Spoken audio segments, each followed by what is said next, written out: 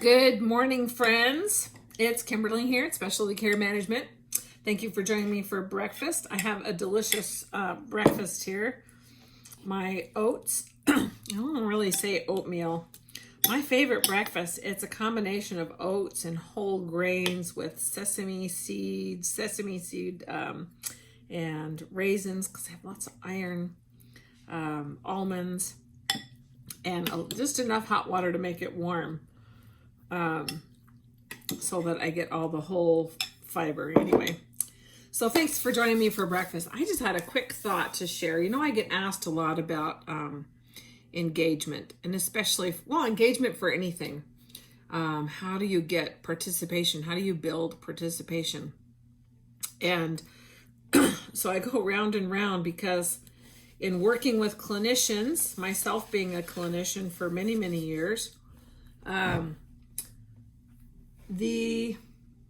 won't use the word media, the average clinician working on building engagement, how that kind of program works is sending a flyer or a postcard or calling and leaving a voicemail that may or may not be listened to, and that likely isn't trusted.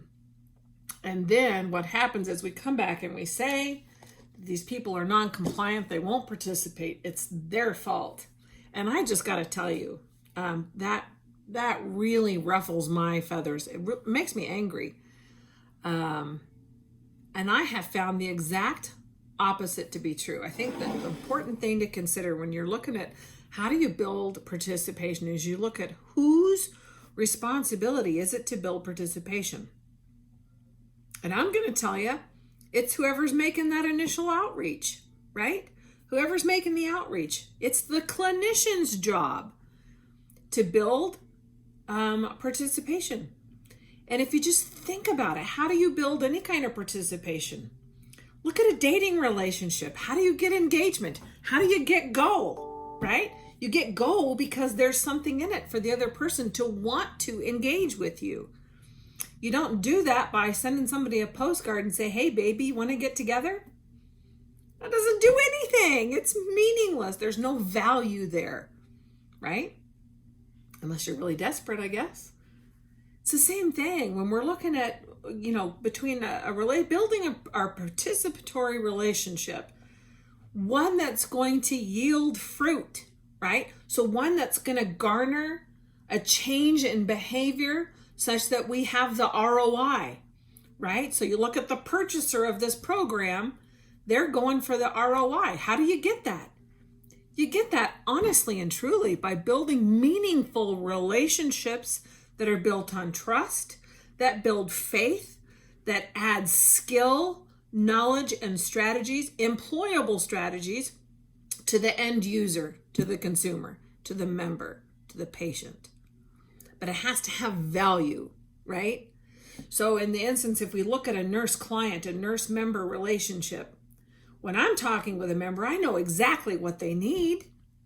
I can develop a perfect plan. I know exactly what I want them to do, keeping in mind that it's what I want. Means nothing to them, right? Unless I know, and until I know what's important to the member, right? And usually, why do we want to lose weight? It's not the losing of the weight. It's because we want to have energy at the end of the day. We want to look good in our clothes or out of our clothes, right? Or you want to have health and energy to play with your kids at the end of the day, or play with your grandkids, or so that you can actually travel, or so that you don't end up dependent on other people. Why would somebody want to participate? What's in it for them, right? So when we're talking about changing behaviors, there's a couple of things. You look at diabetes, which is my favorite thing to talk about, because it affects every single organ. The thing that we have to remember is that it sucks to prick your finger several times a day. It sucks to track everything you eat. It sucks to watch yourself gain weight and not really doing anything different. It sucks to be hungry all the time because your cells aren't being satisfied. Telling people and giving people directions does not change behavior. It does not build participation. It does not get somebody to come to where you are, right?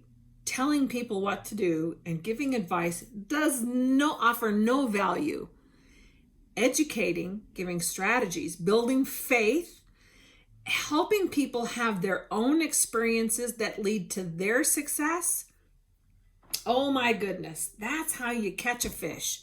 If I'm going to cast my, and I'm not saying people are fish, but if I'm going to catch my fish, if I'm fishing, right, I have to pick the right bait. What's going to make them want to bite the hook? It's the same thing, right? I have some, well, maybe not in fishing. Maybe that's a poor example, but you get my point.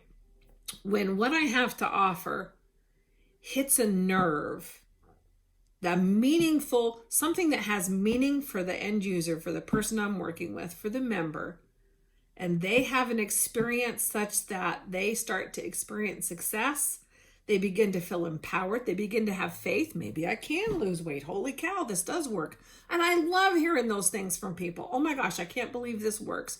When you do it right, when you garner participation because you're more concerned about them than you are yourself, and you're truly focused on what's in it for them, you're going to see participation rates.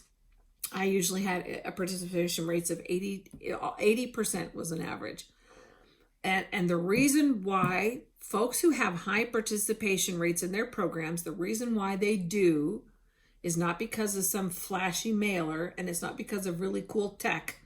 That can help once you've established that trust and rapport in that relationship. Absolutely, that's an anchor. It's not the hook. It's not what's going to build your ROI. What builds your ROI is helping people have positive experiences and success. And that's how you and that's how you build engagement. That's how you get people to participate in your programs, and that's where you get your ROI.